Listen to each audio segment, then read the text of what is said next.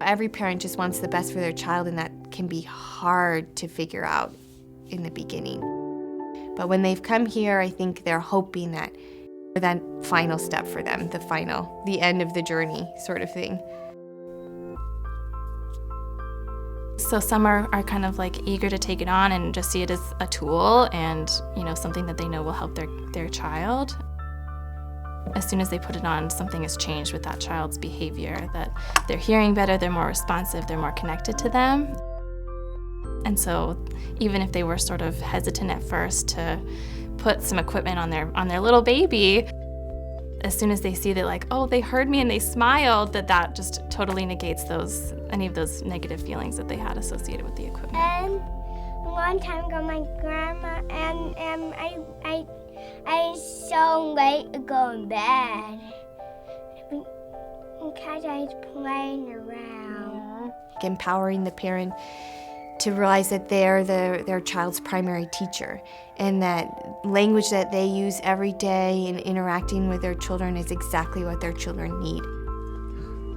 This is the jacket. This is a jacket, yeah, she gets it. She gets it. She gets that jacket. I kind of think of my role in general with the people I work with, making sure that their equipment is beneficial, that it's working for them, and then making sure that it's comfortable. And then making it comfortable is not just about how it feels, but also how it makes them feel.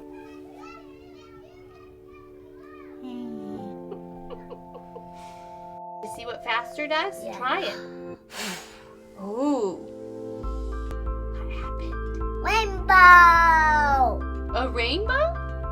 Yeah, a rainbow bubble.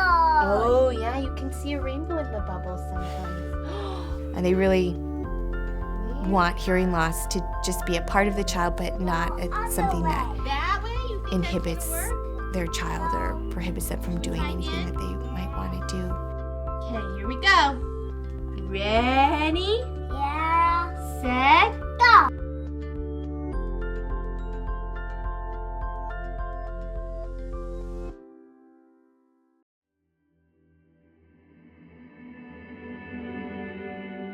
So at first there was a lot of exercises that felt silly, and I could only do behind closed doors, like the trilling.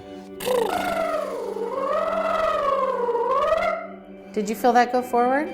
Luckily, Tricia and Emily, who I worked with, were just totally present there with me. You've got a lot of different voices. Everybody does.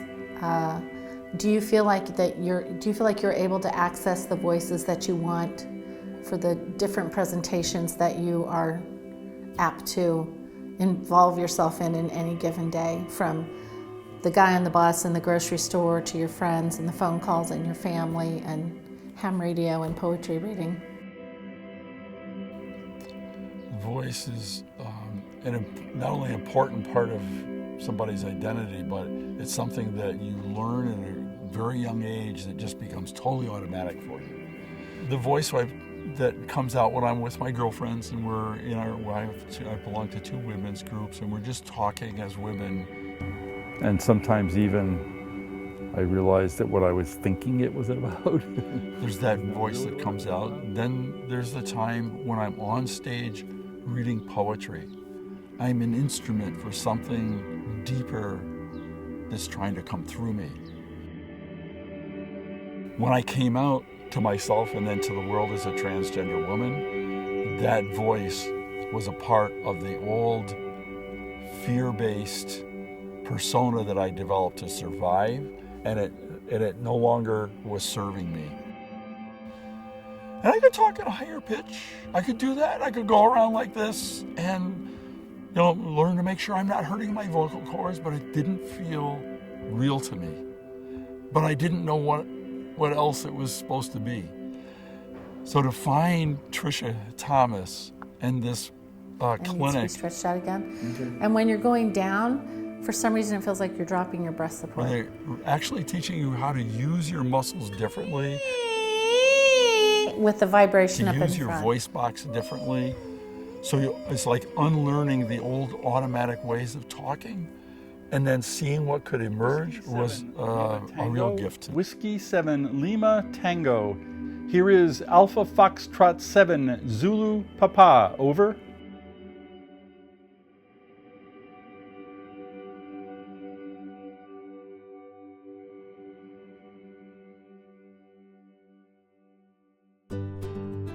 We wanted to get an idea of what she could understand because she hadn't really learned a formal sign language in Mexico.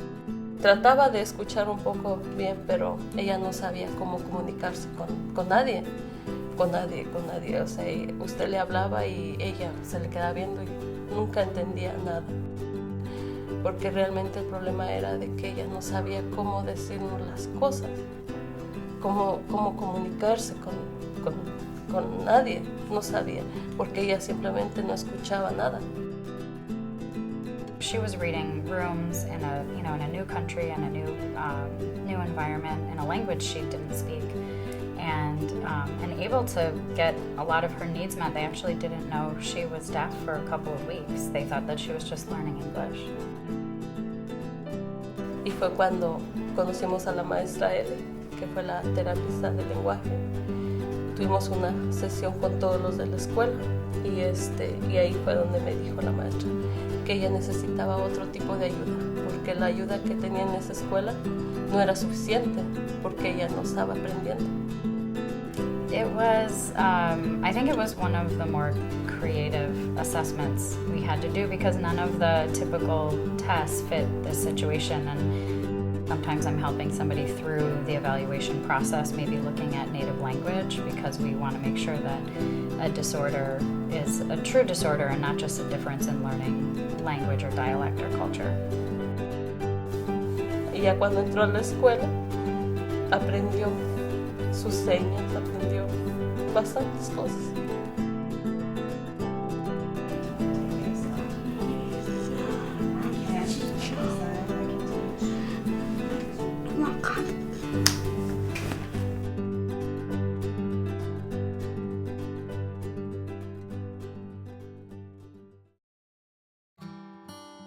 Working with folks with dementia was the ability to establish a connection that was really personal and really one-to-one.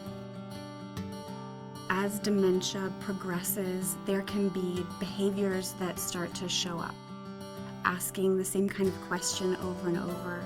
It could be aggressive behaviors or agitated behaviors. Sometimes they'll get worse over time, especially if it's not managed from the point of figuring out where the behaviors are coming from. An important part about what I do in memory care is trying to find out why something is starting. Is it because of pain? Is the lashing out? Is those kind of behaviors because there's a pain that can't be described? Meeting someone at their level and finding the cues and the strategies that can help support them can make them a more functional communicator. There was a gentleman who was, at the time, really didn't want to take his medications, and he didn't want to leave from where he was sitting. So he was kind of getting upset about caregivers, medication aides wanting to have him kind of move from one location so that he could take his medications because he was in the middle of the hall.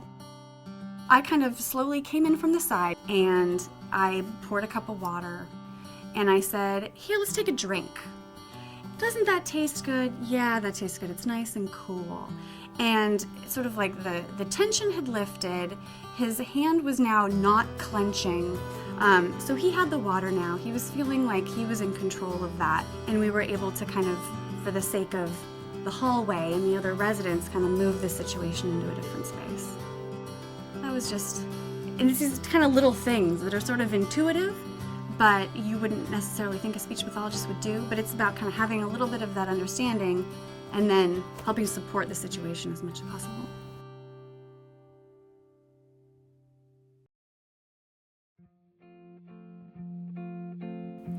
When a family has a baby that's not eating or a child who's not progressing, it creates a tremendous amount of stress, and they often feel like there's something I must be doing wrong. Very nice. There we go.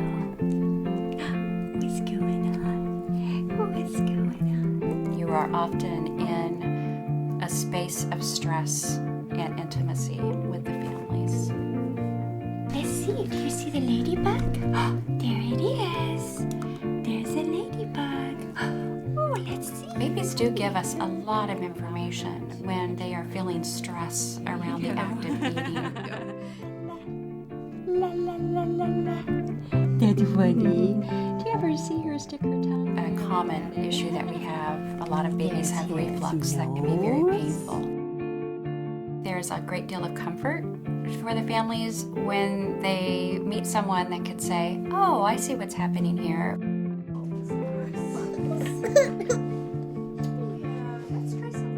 Babies will always do what they need to do to make themselves as safe as they can be.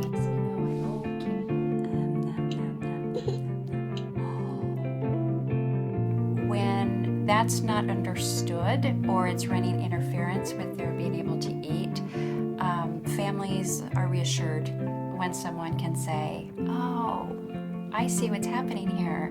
We just need to adjust this so she can move on and be successful.